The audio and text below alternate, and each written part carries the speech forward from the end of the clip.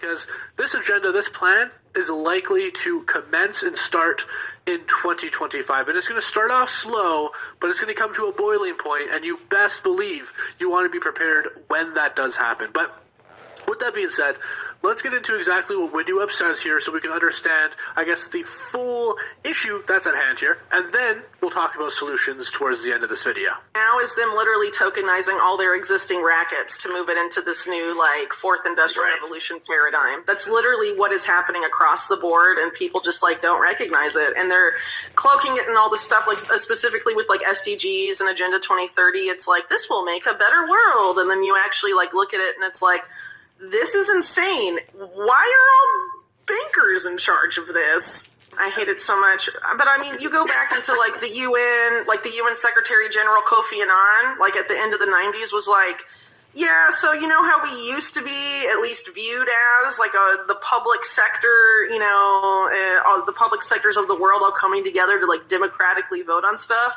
Well, now we've basically been taken over by corporations, and now the business of the businesses of the world is our business. I'm paraphrasing, but that's what he said. In order to create this space where they want to like push people into this new system, there's going to be chaos and there's going to be instability, and so the comfort and convenience that keeps people asleep will be disrupted. What people do in that point in time is the most critical about this whole thing, about how it plays out. Seriously, like that is the most important window.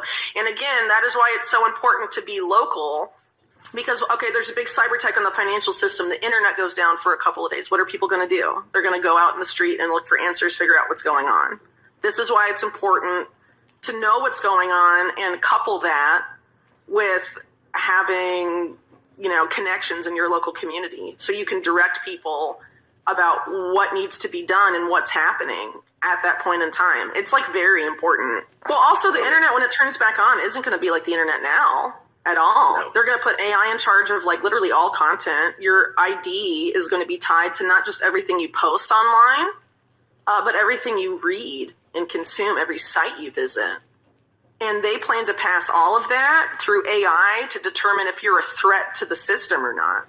This is all like predictive policing. All of this stuff is built into this system. Specifically, this is all like predictive policing. All of this stuff is built into this system or not.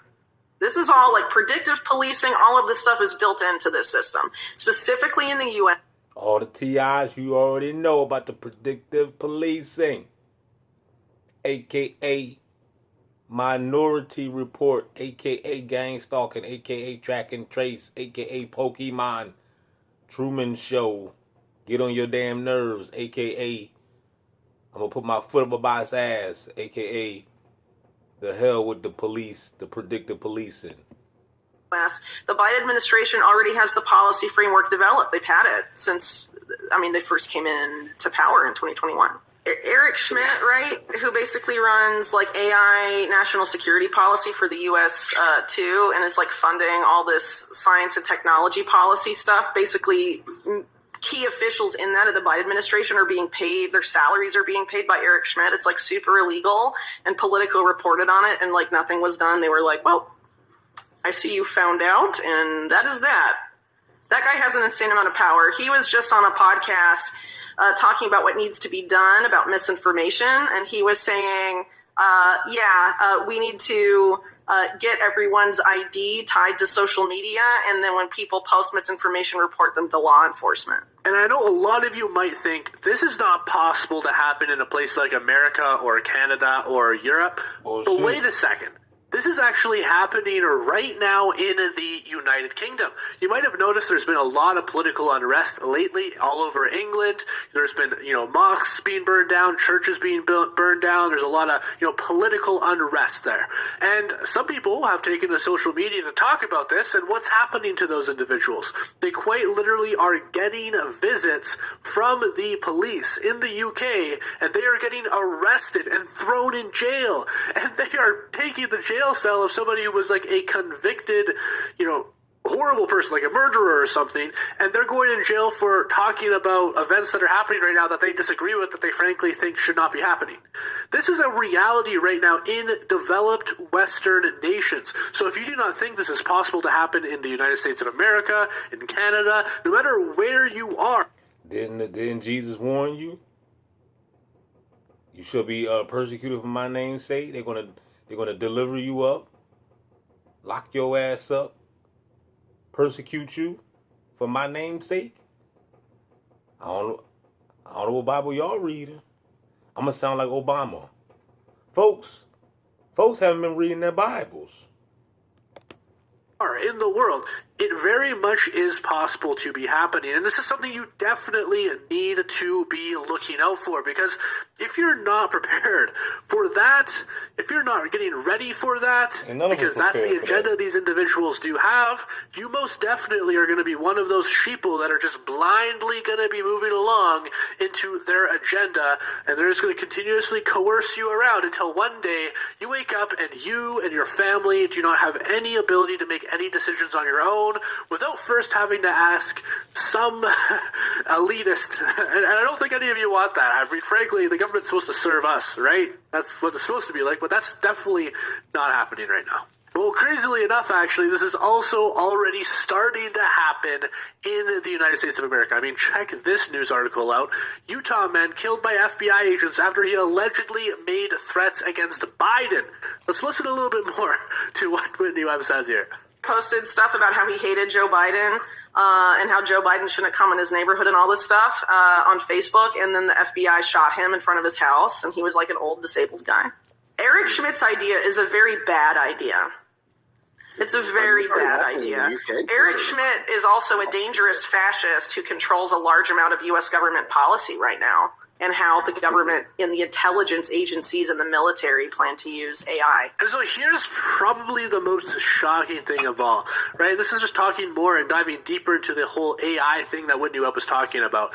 AI-generated content is on the rise. I have a friend who is creating AI-generated music, uploading it to YouTube, and his videos are getting tens of thousands of views. And he's most definitely not the only person that's currently doing this. We actually have a lot of people using AI to generate news articles, using it to generate music, using it to generate whole YouTube videos with a script you just provide for it, writing assignments, school projects, you name it. AI is starting to take over completely online generated content, and many experts are agreeing that AI generated content is going to be 90% of all internet content by 2025. So what does this have to do with what Whitney Webb is talking about here? Well, here's the thing. This is the future that these elitists want, because they're the ones who are developing these AI programs. And what we've already seen is these AI programs are already extremely biased. They push certain political narratives. They are not perfect. They most definitely do not represent our best interests as people, because it's impossible to do that if it's being developed by somebody who's giving it very specific parameters to do what they want. It's representing that person's needs, and then this is what we're going to be seeing online. This is what's going to be controlling the social media algorithms for absolutely everybody. This is going to be what is quite literally going to be all the content we're going to be consuming. Does that sound like a healthy future to you? Well, it's absolutely not. And if all of this is regulated and controlled by the government and tied to our digital IDs, that is most definitely a concerning future that I think none of you should want to have any part in. I know I sure as heck do not want that to be my future. That sounds like a complete dystopian nightmare. So the question is, what do we need to do? What is the solution? That's what we're finally going to get into. Whitney Webb starts this discussion. I'm going to provide some more context. Listen closely. This is really important. What has to be done is people have to divest from Silicon Valley and Wall Street as much as possible. Because basically, what I call the blob that basically runs the U.S., it's the national security state, it's Silicon Valley, and it's Wall Street. Okay, it's harder to divest from the U.S. government if you're living in the U.S. than it is to divest from big tech and Wall Street. You can take your money out of J.P. Morgan and Wells Fargo and Citi, and you can stop using Google products, Microsoft products. You can not use OpenAI, maybe, which is basically Microsoft, and all of this other stuff, because they plan to do a lot of bad stuff with your data, like a lot of very bad things. So there it is. That is the solution, right? It's to divest. It's to escape the systems that these individuals have built, right? The banks. Now, banks, no matter where you are in the world, they're part of this problem.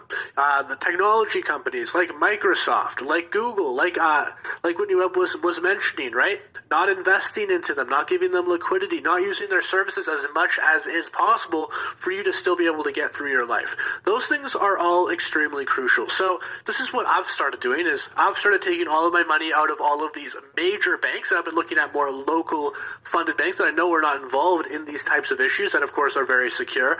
That's my first step. My next step from my thing is this though, real quick.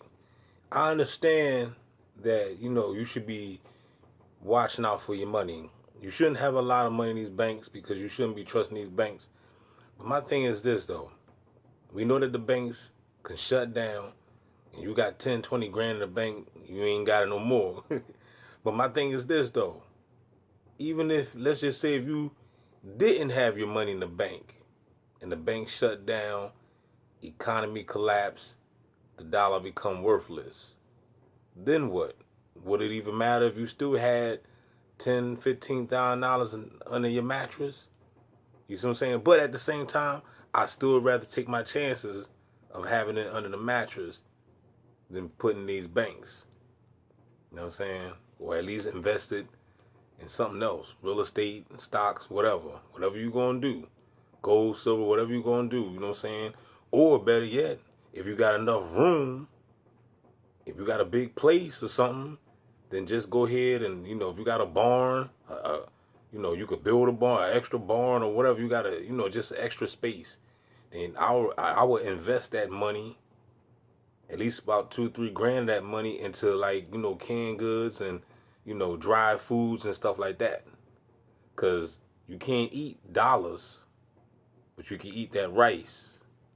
So at the end of the day, if something was to take place, people not really going to want no money anyway. People are going to want, the things. Just like even now in this day of time, you really don't want money.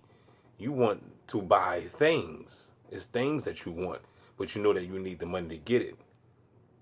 So if something was to happen, basically you just cutting out the middleman. It's you, instead of you, money, and the product, it'll just be you and the product. There is to get rid of all debt, because I do not want to be part of this debt slavery system that they have. That is really crucial as well. Getting out of debt as soon as possible. And then furthermore, not investing in any of these technology companies.